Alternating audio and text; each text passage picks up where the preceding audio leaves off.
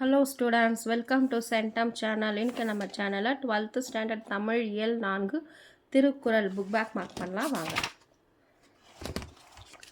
பாத்தீங்கன்னா கற்பவை கற்ற பின் பேஜ் நம்பர் 101ல இருக்கு பாத்தீங்களா? அதுதான் நான் உங்களுக்கு நோட்ஸ்ல காமிக்க போறேன்.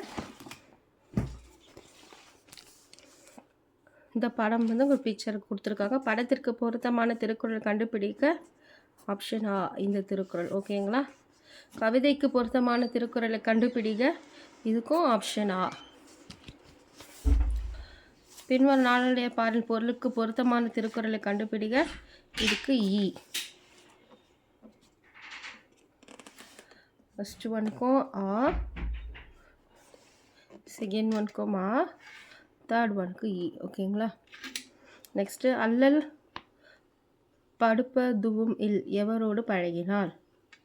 தீ தீ தீநாத்தார் ஓகேங்களா?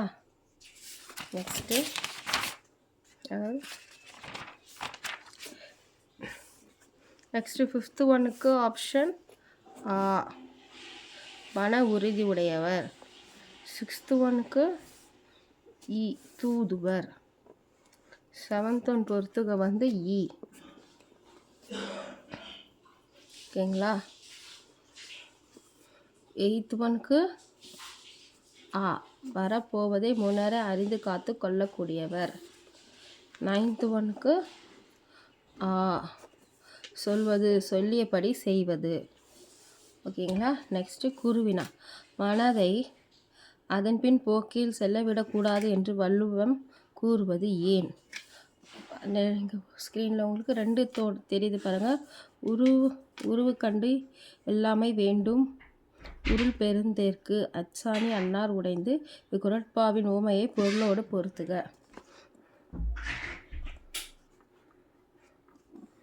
பண்ணிக்கோங்க. ஃபஸ்ட்டு ரெண்டு சிறு குருவினா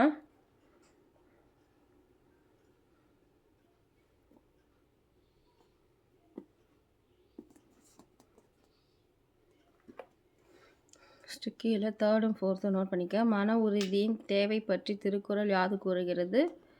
நஞ்சுண்பவர் என வள்ளுவர் யாரை இடித்துரைக்கிறார்?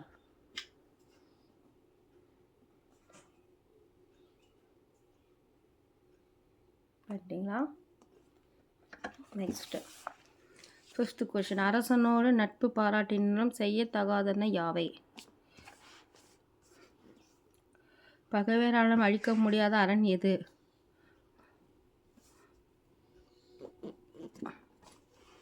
ஸ்க்ரீனில் செவன்த் கொஸ்டின் வரைக்கும் உங்களுக்கு தெரியும் பாருங்கள். அஞ்ச தகுந்தன அஞ்ச தகாதன வள்ளுவம் குறிப்பிடுவது யாது? எய்த்து கொஸ்டின் தெரிந்து பாருங்கள். வறுமையும் சிறுமையும் தருவது எது?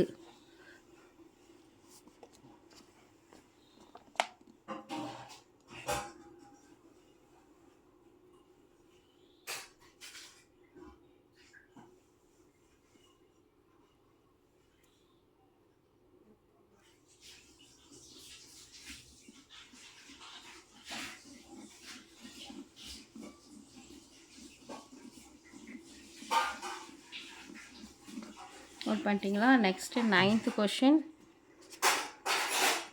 நீங்கள் படித்ததில் பிடித்த குறளை எழுதி காரணத்தை குறிப்பிடுக.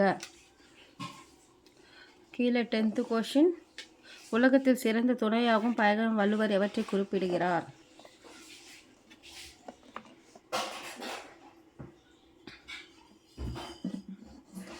டோட்டலாக வந்து குருவினா வந்து உங்களுக்கு இதில் 13 இருக்குது.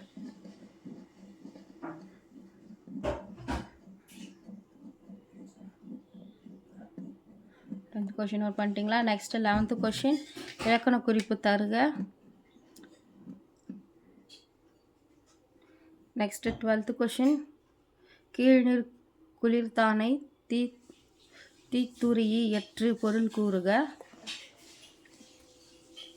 அடுத்த கொஷின்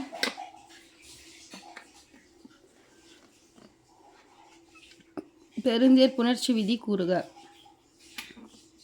13th கொஷின் நோட் பண்ணிக்கோங்க.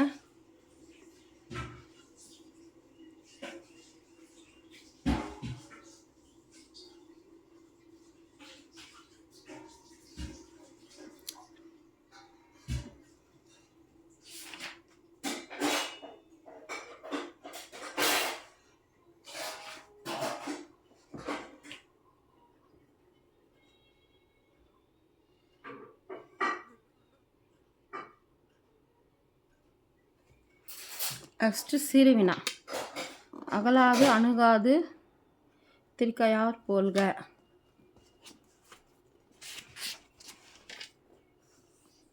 பண்ணுங்க. ஃபஸ்ட்டு சிறுவினா.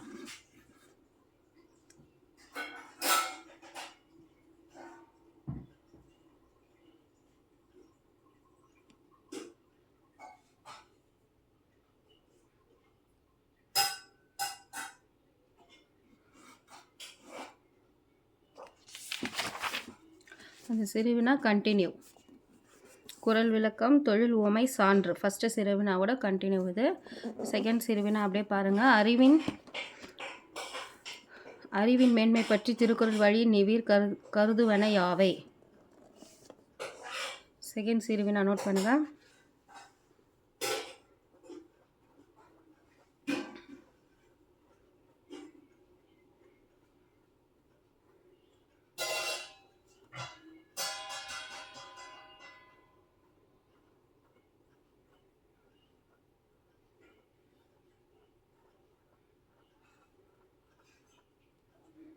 பண்ணிட்டீங்களா? நெக்ஸ்ட்டு தேர்ட் ஒன் வந்துள்ளது. இதோட முடியுது. அணி இலக்கணம் சான்று விளக்க உவமை உவமேயம் பொதுத்தன்மை ஓம உருபு. ஒரு திருக்குறள் குறித்து எடுத்துக்காட்டு உவமையினை விளக்கி கீழ்காணும் பொருளுக்கு இவ்வணியை பொருத்தி எழுதுக.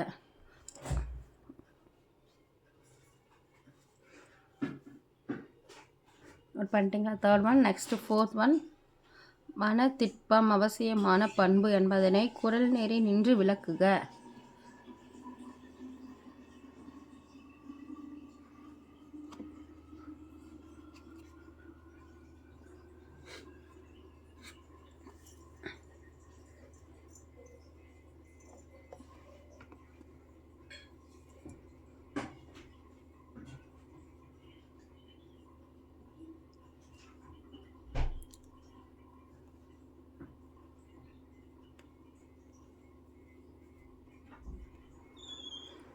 முடிச்சிட்டிங்களா? நெக்ஸ்ட்டு ஃபிஃப்த் கொஷின் நோட் பண்ணிக்க. சிற்றினம் சேராமையும் நல்லினத்தின் துணையுமாக வள்ளுவர் உரைப்பன பற்றி நிவிர் அரியனவற்றை எழுதுக.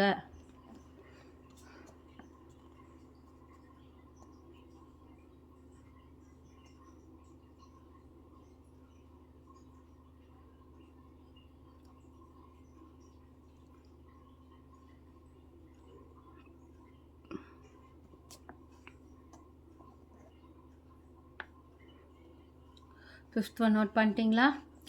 நெக்ஸ்ட்டு சிக்ஸ்த் ஒன் வாளையும் பாம்பையும் எவ்வகை பகைக்கு சான்றாக வள்ளுவர் கூறுகிறார்.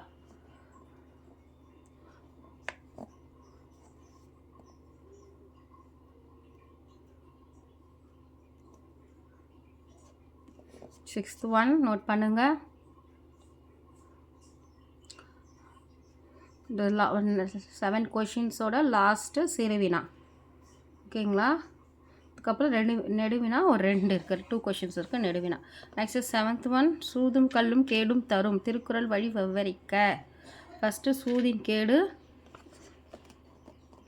அது கீழே கல்லுண்டு இருப்பதால் விளையும் கேடு.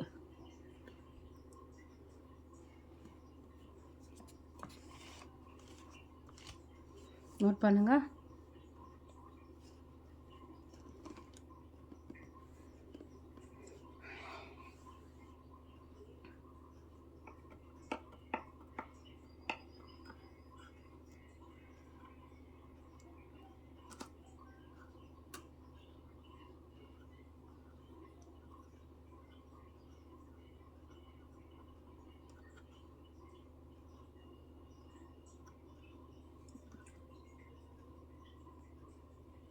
நோட் பண்ணிட்டீங்களா?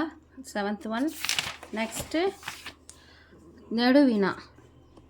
அறிவுடைமை வாழ்வின் உயர்வுக்கு துணை நிற்கும் என்பதனை வள்ளுவம் வழி நின்று நிறுவுக.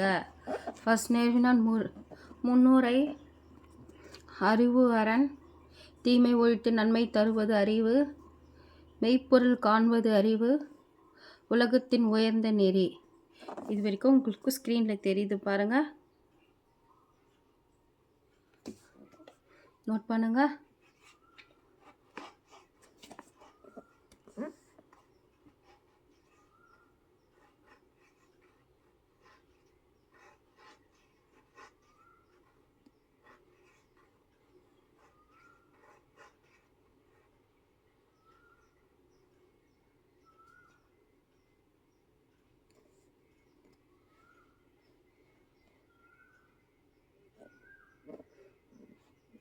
இந்த முடிவுரையோட ஃபஸ்ட்டு நெடுவினா முடிஞ்சிருச்சு.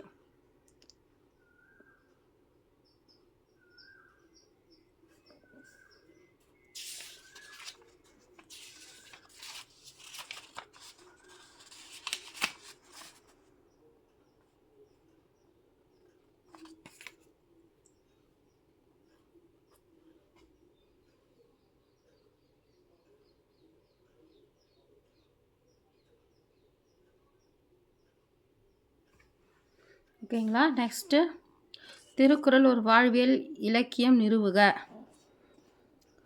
வாழ்வு சிறக்க வழிகாட்டும் நூல், சிந்தனை தூண்டும் அருள்வாக்கு. நோட் பண்ணுங்க.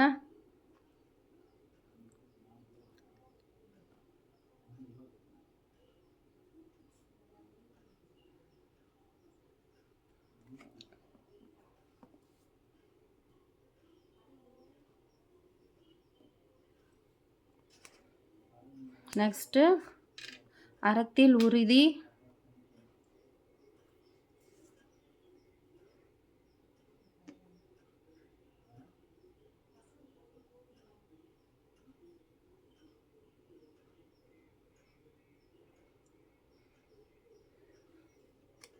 அந்த அறத்தில் உறுதியோட கண்டினியூ எங்கே இருக்குது பாருங்கள். இந்த பேராவோட இதோட செகண்ட் நெடுவினா முடிஞ்சுது.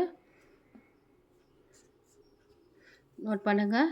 அதாவது கருத்துக்களை எடுத்து கூறி உள்ளார். இதோட செகண்ட் நெடுவினா நோட் பண்ணுங்கள்.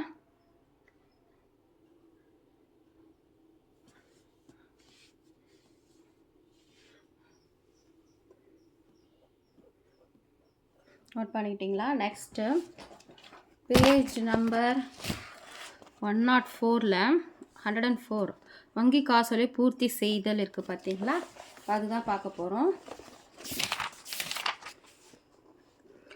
வங்கி காசோலை பூர்த்தி செய்தல் இடத்துல பணம் எடுக்கும் தேதி தவறாது குறிப்பிட வேண்டும். அதாவது இங்கே வந்து டேட் போடணும். ஓகேங்களா. இங்கே வந்து என்ன டேட்டோ, இப்போ இங்கே 4 பென்சில் எழுதுறது தெரியுதுங்களா? 09/2025 எழுதணும். இங்கே கொடுத்துருக்க டேட்டு தான் அங்கே எழுதியிருக்கேன். கணக்கு வைத்திருப்போர் தாங்கள் நேரடியாக பணம் எடுக்கும்போது செல்ஃப் என்று எழுத வேண்டும். ஓகேங்களா. தங்கள் பெயரை முழுமையாக எழுதி கொள்ளலாம். மற்றவருக்கு பணம் வழங்குவதாக இருப்பின் காசோலை யாருக்கு வழங்குகிறோமோ அவரின் பெயரை அல்லது பெயரையை குறிப்பிட வேண்டும். இங்கே செகண்டில் வந்து நம்ம எடுத்தோம்னா நம்ம செல்ஃபுன்னு எழுதிக்கலாம். அப்படி இல்லைன்னா நம்ம பேர் எழுதிக்கலாம். அப்படின்னா நம்ம யாருக்கு செக் தரமோ அவங்க நேம் எழுதணும். அதுதான் இங்கே 2. 3 வந்து நம்ம கணக்கில் எடுக்கும் தொகை குறிப்பிட வேண்டும். இங்கே நம்ம எவ்வளோ அமௌண்ட் எடுக்கிறோமோ, ஒரு 10,000 எடுக்கணும்னா 10,000 வந்து நம்ம வந்து வேர்ட்ஸில் எழுதணும். இங்கிலீஷில் அந்த வேர்ட்ஸில். நெக்ஸ்ட்டு எழுத்தால் எழுதிய தொகையின் என்னால் எழுத வேண்டும். இங்கே வந்து நம்பரில் எழுதணும். அந்த நம்பரை வந்து அந்த 10,000 நம்பரில் எழுதணும். பணம் எடுப்ப தங்கள் கையொப்பின் இடப்பக்கம் இங்கே வந்து சைன் போடணும். ஓகேங்களா. வங்கி காசோலை நிரப்பும் போது எந்த இடத்திலும் அடித்தல் இல்லாத எழுதப்பட வேண்டும். அடித்தல் திருத்த இருப்பின் வங்கி மேலே காசோலை நிராகரிக்கப்படும். அதாவது வந்து நம்ம செக்கு ஃபில் பண்ணும்போது எங்கேயுமே இது இப்போ ஸ்ட்ரைக் அவுட் பண்ணாமல் எழுதணும். அப்படி ஸ்ட்ரைக் அவுட் பண்ணோன்னா அந்த செக்கு வந்து அவங்க வந்து கேன்சல் பண்ணிடுவாங்களாம். அது நிராகரிக்கப்படும். அதுதான். ஓகே ஸ்டூடெண்ட்ஸ், இந்த திருக்குறள் 7 நாளில் திருக்குறள் முடிஞ்சுது. ஸ்டூடெண்ட்ஸ், நம்ம சேனல் பார்க்குறீங்க, சப்ஸ்கிரைப் பண்ண மாட்டேங்க. கைண்ட்லி நம்ம சேனலை சப்ஸ்கிரைப் பண்ணி சப்போர்ட் பண்ணுங்கள் ஸ்டூடெண்ட்ஸ். தேங்க்ஸ் ஃபார் வாட்சிங்.